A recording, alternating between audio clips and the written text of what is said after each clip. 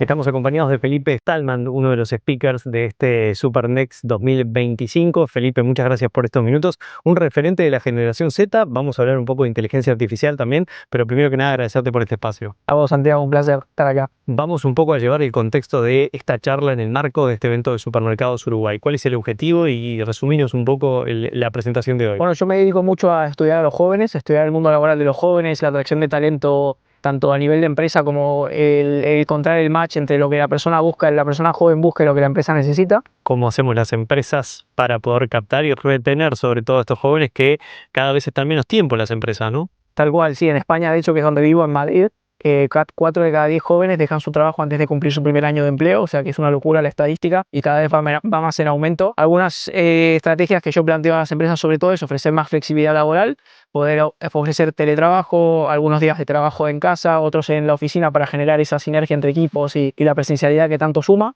Otras cosas también pueden ser el desarrollo profesional y personal a corto y medio plazo, como todos imagino, y a mí lo que estoy viendo que más nos mueve es sobre todo las empresas que quieran generar un impacto positivo en el mundo, que tengan un propósito y que sobre todo materialicen ese propósito para que hagan acciones que vayan en consecuencia de sus palabras. ¿Cómo ves hoy la implementación de la inteligencia artificial en el mundo de las empresas y los supermercados? Los supermercados pueden aprovechar mucho tanto a nivel de marketing como de operaciones, automatizar más procesos, optimizar recursos y depender más de lo más repetitivo de la máquina y lo más creativo, lo más que lleve imaginación o lo que más requiera más pensamiento crítico en el ser humano. O sea que si conseguimos hacer esa división, para mí podemos potenciar mucho más a las marcas y generar más beneficios también. Aparece el miedo con la implementación de inteligencia artificial de pérdida de puestos laborales. Ahora hay otra forma de mirar esta situación que es incremento de la productividad, más herramientas para que con la gente que tenemos podamos lograr muchísimo más, ¿no? Tal cual. Sí, sí, hoy por hoy hay empresas que ya tienen muy pocos empleados logrando cosas increíbles y me parece que esto cada vez va a ir a más y se va a valorar mucho más el talento humano que realmente sepa pensar y sepa cuestionar lo que está haciendo cada día.